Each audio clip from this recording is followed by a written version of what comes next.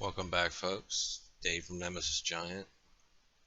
There's so much stuff coming out now about brown dwarfs that it's hard to imagine that they're not slowly leaking information to us, just preparing us for the inevitable. Here's an article from physics.org.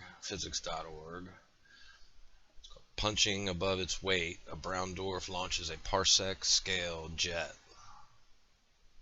Here's your brown dwarf. Its ionized gas cloud around it. It's releasing this jet, which we've seen so many times before in our stereo images.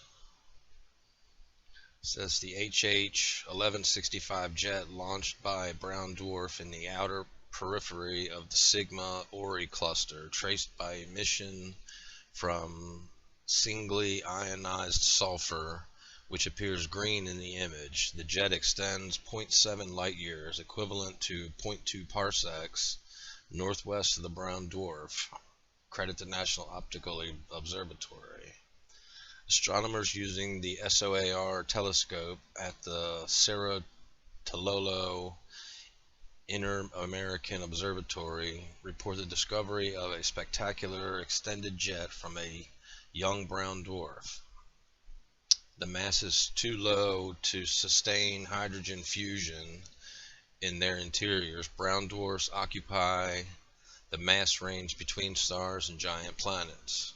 While young stars are commonly found to launch jets that extend over a light year or more, this is the first jet with a similar extent detected from a brown dwarf. The result lends new insight into how substellar objects form.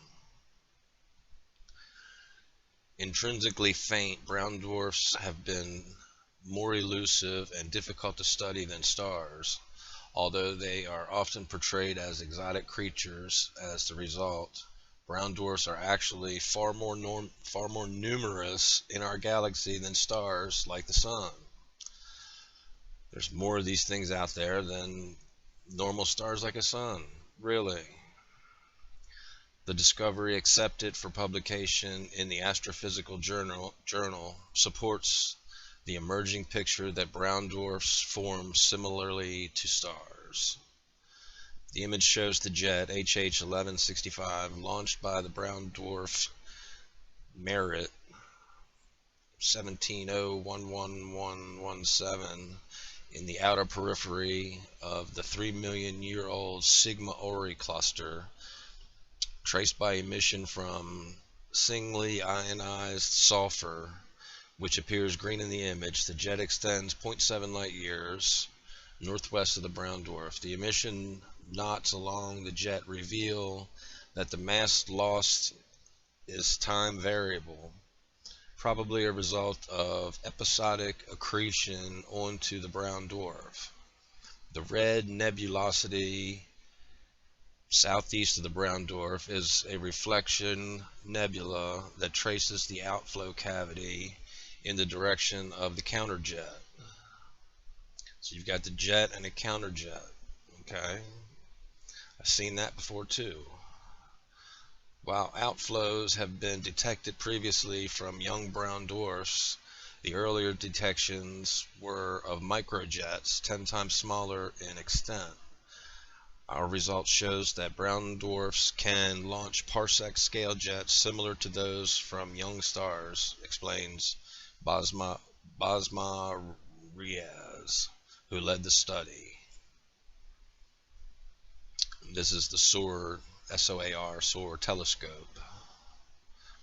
The image taken with the SOAR telescope using the SOAR adaptive optics module was obtained in several hours of integration time. As described by co-author Cesar Bracino, we could see the surprisingly extended jet emission after the first 30 minutes of integration. It was a real wow moment. Yeah, wow.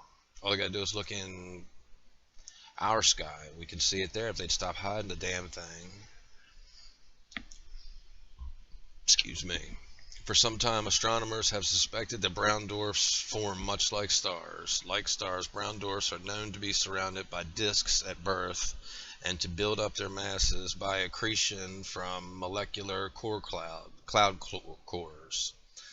The current discovery goes a step further and shows that, like stars, brown dwarfs launch powerful jets and that they build up their mass through an unsteady episodic process. The HH1165 jet shows all the familiar hallmarks of outflows from stars: emission knots, a cavity with reflection, nebulosity, the bow shocks at the ends of the flow. It checks all the boxes quite convincingly, commented co-author Emma Whelan. While it may seem counterintuitive that mass loss in a jet is an integral part of how an object grows or gains mass, this situation may arise because of excess angular momentum. When spinning skaters pull in their arms, they spin faster as a result of conservation of angular momentum. Similarly, when large, slowly rotating molecular cloud cores collapse, they may spin up too fast to squeeze down to a much smaller size of stars. Riaz speculates that indeed molecular cloud cores have much more angular momentum that can be contained by stars or brown dwarfs. So the system needs to lose angular momentum for the object to grow in mass. By removing angular momentum from the system, jets help solve the angular momentum problem faced by stars as well as brown dwarfs. To test this hypothesis, the team is on the hunt for more extended jets from brown dwarfs to understand how commonly they occur. So, the jets from brown dwarfs. Let's look at stereo B H2 right here. They say we don't have any brown dwarfs here. I guess this must be a planet or something, but look at that. There's a jet coming from both sides, just like that said.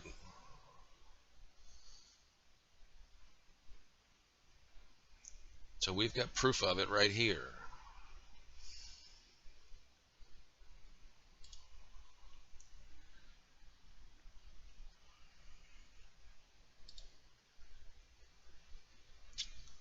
First large-scale Herbig Haro jet driven by a proto-brown dwarf. We report the discovery of a new Herbig Haro jet, HH1165, in SOAR narrowband imaging in the vicinity of the Sigma Orionis cluster. HH1165 shows a spectacular, extended, and collimated spatial structure with a projected length of 0.26 parsecs, a bent C-shaped morphology, multiple knots, and fragmented bow shocks at the apparent ends of the flow. The alpha image shows a bright halo with the clumpy distribution of material seen around the driving source, a curved reflection nebulosity tracing the outflow cavities. The driving source of HH1165 is a Class 1 proto-brown dwarf, Mayrit 1701117, with a total dust plus gas mass of 36 MJUP, don't know what that is, and a bolometric luminosity of 0.1 L sun. High resolution VLT UVES spectra of the brown dwarf show a wealth of emission lines indicative of strong outflow and accretion activity. Soar-Goodman low-resolution spectra along the jet axis show an asymmetrical morphology for HH1165. We find a puzzling picture wherein shaped shaped bending in HH 1165 may be produced by the combined effects from the massive stars in the ionization front to the east, the Sigma Orionis core to the west, and the close proximity of the B2 type star HR 1950.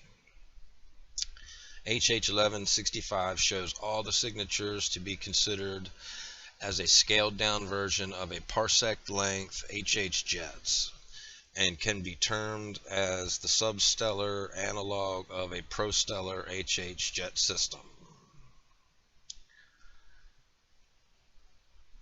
And this comes from the Solar and Stellar Astrophysics Galaxies, accepted by APJ. So, there's more information coming out about these brown dwarfs all the time, and I just showed exactly what that one's doing in space right here in our own satellites, right here in our orbit, right around our sun. So it's up to you to decide. Anyway, have a good one. I'll see you again next time.